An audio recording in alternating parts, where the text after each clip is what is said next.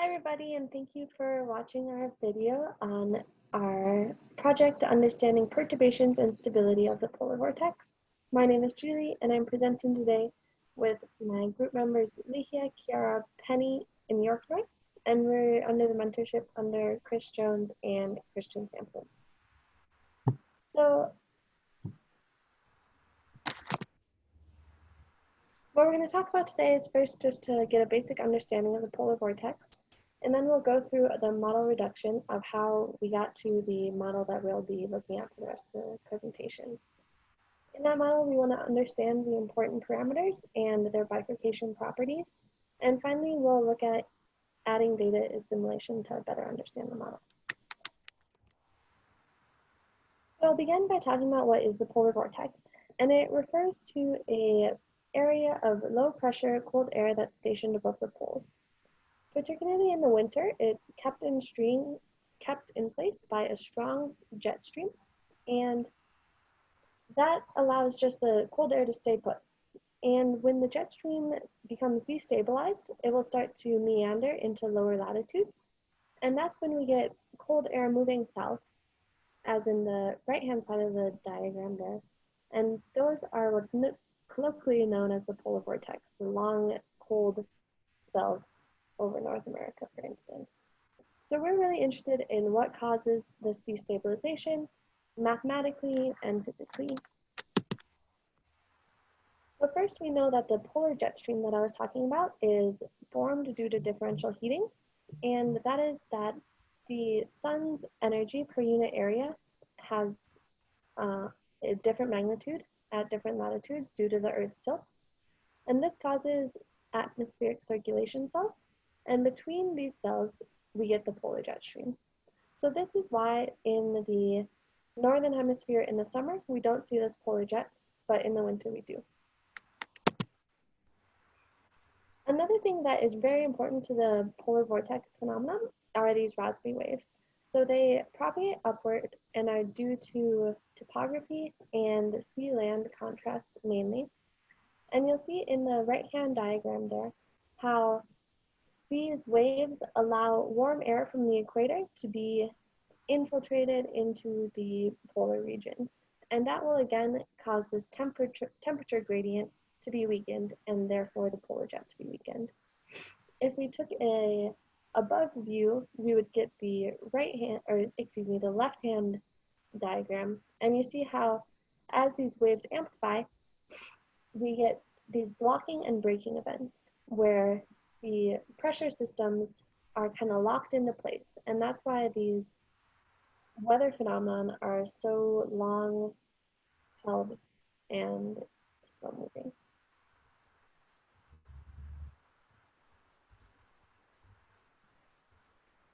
Hi, my name is Yorkina, and I'll go through reduction of the model very briefly. Before, I just wanted to say we looked at two models. One of them is Holton and Mass, which is called Rusmaikin. Paper was published in 2003. And the majority of this talk and the work will be based on this Rusmaikin model. And I'll briefly tell about Cherny-Devore equation. So skipping lots of mathematical details and to get to the simplified form of the ODE. So both models, I believe similar models are derived from the conservation of potential vorticity equation, which is this, where psi is a stream function, where this tau is zonal thermal forcing, J is Jacobian, lambda is defined by Coriolis's forcing, and kappa is damping. So this is already non-dimensionless form of the equation. And Cherny-Devore, which if you look at this equation, it's basically it's the same. And he just added this psi star, and this is defined as driving source for this equation. And when he looks at the reduced model, he particularly focuses on this driving source and how it affects blocking events. So Charney and DeVore in 1979 say examined the solution to this equation in the following Fourier expansion, where so psi of t is a stream function. This is a solution. A, B's are the Fourier coefficients.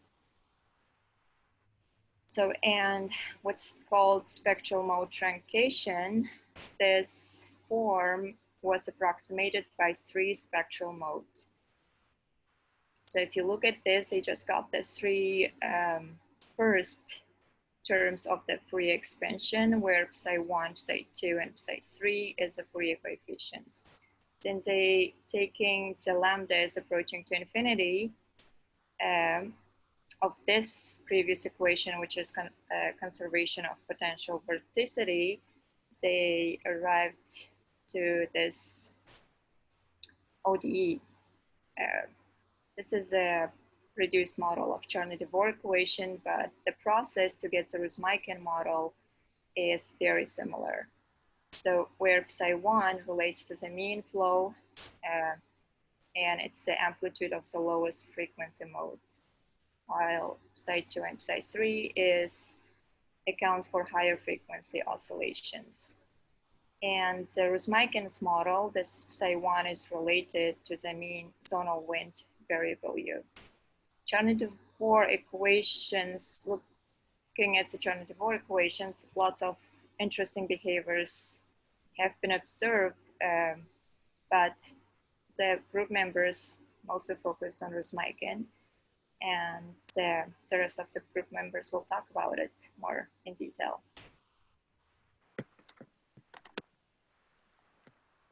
Okay, so this is the Rusmeiken model that York and I mentioned, and I'd just like to point out that we'll be paying special attention to psi naught as it's related to the parameter h.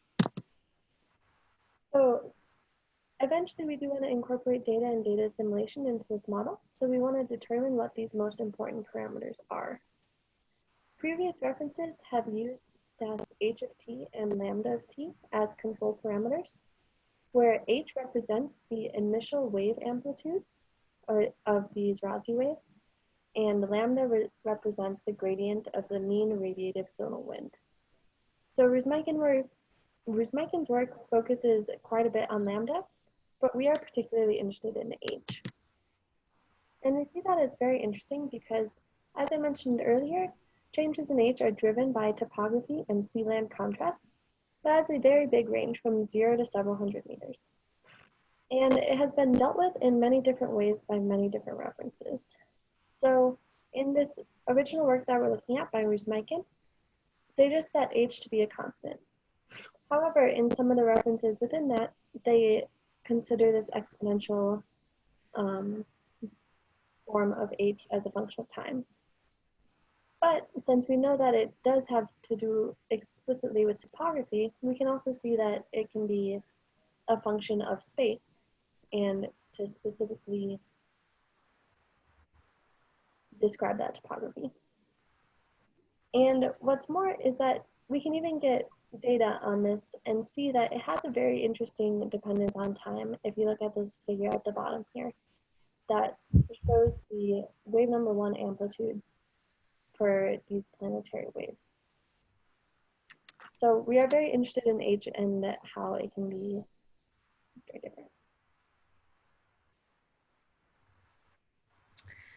Hi everyone, my name is Kiara, and as Julie had mentioned, there is a direct relationship between h and psi naught, and luckily Rusmeiken explicitly defined this in his paper, and so here we have listed that h is equal to psi naught times f naught, which is just the Coriolis parameter, divided by gravity acceleration. Okay. So in his paper, Rusmeiken makes the assumption that the parameters h and lambda drive the dynamics of the system the most, and hence he assumes that the other parameters are more robust and do not significantly influence the dynamics of the system. And Rosmeiken justifies this assumption by noting that most of the other parameters are well fixed, for example, gravitational acceleration. And so the overarching objective of the sensitivity analysis was to test those claims and see if Rosmeiken's assumptions were justified. And so to do so, we had to build the sensitivity functions for each equation with respect to each parameter. And in general, every sensitivity equation is built the same way, with the partial derivative of each equation with respect to each parameter times the sensitivity function, and then we add on the partial derivative of the differential equation with respect to the parameter under study. And we always set the initial condition of the sensitivity equations to 0. So here's how I built the sensitivity functions for x, y, and u with respect to psi naught. So first we start by considering the system of equations, and like we mentioned, we are studying the Rosmeiken model. And so the partial derivatives, first we have to calculate the partial derivatives of each differential equation with respect to its variable. And so we get these partial derivatives. And then we also have to take the partial derivatives of each equation with respect to the parameter under study, which in this case is psi naught. And so if you see here, if we take the partial derivative, for example, of u dot with respect to psi naught, all we get is negative eta times y, which is why we get this here. And then, as I mentioned in the previous slide, every sensitivity equation is built the same way. So we take the first partial with respect to x times the sensitivity function plus whatever the partial derivative with respect to the parameter under study is. And so in this case, we see a minus sign because the partial derivative was negative.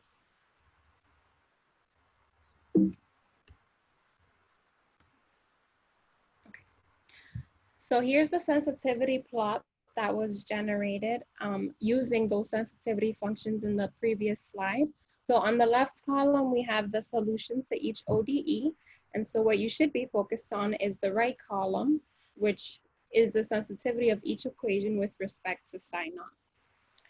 And psi naught actually, as you can see, had a lot of influence on the equations. As you can see, the y values are pretty large with respect to the other parameters under study. Also, you can see that over time, the sensitivity grows. So we go from 0 to a large y value, which means that over time, the equations are becoming more and more sensitive to psi naught.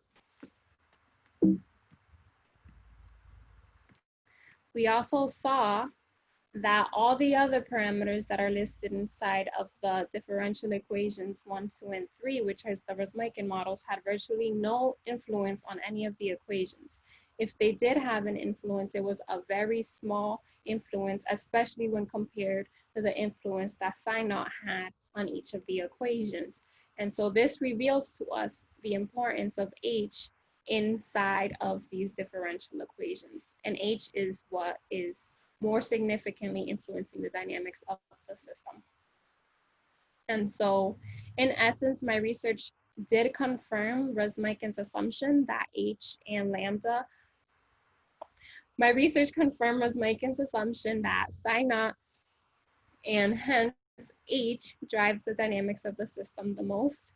However, I wasn't able to determine directly the influence that lambda had on the equations because lambda, as you can see in the differential equations, it does not appear directly. And so the method of building the sensitivity equations does not allow you to study a parameter that isn't directly inside of the equations. Okay. So here we focus on reproducing Rosmeiken's bifurcation diagram. So the figure to the right, as the bifurcation analysis is when we let H and lambda change over some parameter region. So their relationship helps us see the dynamics. So the figure to the right shows a bistable system for a certain range of H, where H parameterizes the topographic wave forcing. And as a side note, though the 3 ODEs are controlled by 2 parameters, H and lambda, we only focus on varying H and keeping lambda constant. So hence, we fix lambda is equal to 1 and vary h. So we reproduced the bifurcation diagram in Mathematica and got the image to the left. So this shows that between h is equal to 20 meters to h is equal to 160 meters, there are 3 equilibrium states matching the results to the right. So matching the results from the figure to the right. The model itself was interesting, but we had to put in a lot of work to reproduce the diagram, as some of it was getting the parameters right, misunderstanding units, non-dimensionalizing variables, and we wanted to make sure that the model was correct, and in the end, we were able to reproduce it. And through that process, we learned what H does to the system. So here we learned that H represents perturbations due to topography, thermal gradients, location, other factors. Looking at the bifurcation diagram, along with the cartoons of a strong versus weak polar vortex, you can see that the larger values of H on the stable branch are more typical for the winter jet stream. To elaborate more on this, a larger H implying a larger perturbation means a weaker polar vortex, meaning weak winter jet. A smaller H implying a smaller perturbation means a stronger polar vortex, meaning strong winter jet. We view it as if we're going to disturb a stable state more, you most likely will disrupt it more. So now I'll pass it on to Penny, who will be talking about the data simulation for the Rosmeiken model. Okay. Hi everyone, I'm Penny, and I'm going to talk about the data simulation for the Rosmeiken model that we just introduced. So a very well-known saying by George Box about all models is that all models are wrong, but some are useful. We know that the low-dimensional models that we just introduced to you earlier are not perfect models. So that's why we want to evaluate those models and see if they actually have any meaning in real-world applications. So the driving question here we want to answer by using the data simulation scheme here is to answer the question, can we actually use a simplified ODE model such as the Rosmeiken model to recover and predict the reality? So the goal of data simulation is to assess the representativeness and the predictability of the Rosmeiken model. And how we are going to do the data simulation is actually carried out through 2 phases. Phase 1, we are going to focus on assimilating synthetic data into the Rosmeiken model, and the goal here is trying to assess the effect of observation error. In phase 2, we are going to assimilate the archive data from the European Center for Medium Range Weather Forecast, and I will go by ECMWF from now on to this, use their real data to assimilate this model. And we are going to download 20 years of real analysis data to validate the results from this Rosmeiken model. So the goal for phase 2 is to assess the effect of our model error. But today in my talk, I'm majorly going to talk about phase 1 simply because phase 2 is still ongoing process, and I will talk briefly in our conclusion as part of our future work. So phase 1, where we majorly use synthetic data to assimilate this Rosmeiken model. And the particular tool that we chose for data simulation scheme is called Ensemble Common Filter. Just a quick overview for the setup for our computational experiment. First of all, we initialized all the ensemble members with exactly same initial conditions, but with different realization of the parameter h. And we chose h in the range of 50 to 100. And next, we also need to obtain our own true trajectory. We just assume that when h equals to 68, that gives us a true trajectory. And from there, we are able to produce our synthetic observations by adding some Gaussian noises to this true trajectory. And we generate the observation every 30 days. And lastly, in order to have the first background ensemble available, we also had to spin up the model for 1,000 days. But one can always do more or less than 1,000 days to spin up your model. So before showing you the final results from ENKF ensemble common filter results, I just want to show you the idea of the variation in all ensemble members when we choose different age. So the figure on the left is plotting all the 100 ensemble members where we just run them for a certain time series. And the age was initialized in between 50 to 100. The y-axis is plotting the zonal wind, and the x-axis is time in years. So you do see that there is actually quite a bit of variation in our ensemble member when there is no data simulated into the system. Some ensemble members choose to go to higher peaks for the winter time, and some goes to the lower peaks in the winter time. And similar idea where we just want to show you 3 individual ensemble member with different age, and you see with different choices of age, they do show different patterns for the time series.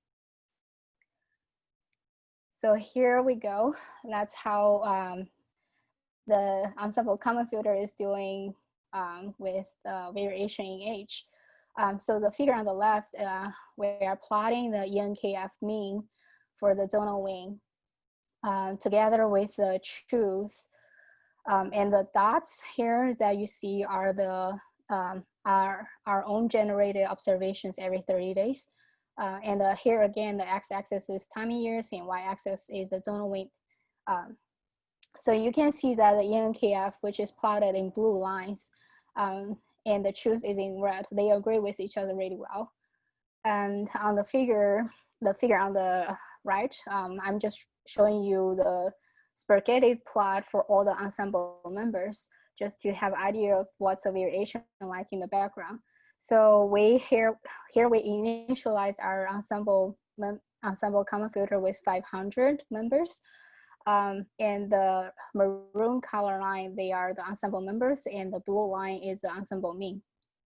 So you can see that with different realization of age, the ensemble member does have quite a bit of variation going on even at the beginning of the time series. So after year 4, you see quite a few of the ensemble member goes to a higher peak of the winter time, and some of them stay with the lower peak. So it does verify that age is a pretty sensitive parameter for this dynamical system. So phase 2 is still under construction. I will just talk briefly in our conclusion. So what we have talked about in our talk today is we first go over some reduced ODE models like charting DeVore and Eurosmican. Both of the models have shown some bistability of the polar vortex. And also from those ODE models, we have seen that the initial amplitude of planetary waves or Rossby waves, the parameter H, is a very vital parameter to understand the atmospheric perturbations to the polar vortex. And also this parameter should be dependent on time as well. So we still plan to finish our phase 2 of data simulation that we are going to try use 20 years reanalysis data from the ECMWF to update the state estimate and also the parameter H. And we hope from this work we can answer the 2 important questions. So first question is that can the assimilation of the real data and the update of parameter H also show the tipping of the system between a strong and a weak polar vortex? And second question is that does H in this reduced order models depend on other physical variables, and which of those state variables are the main drivers of changes to the jet stream?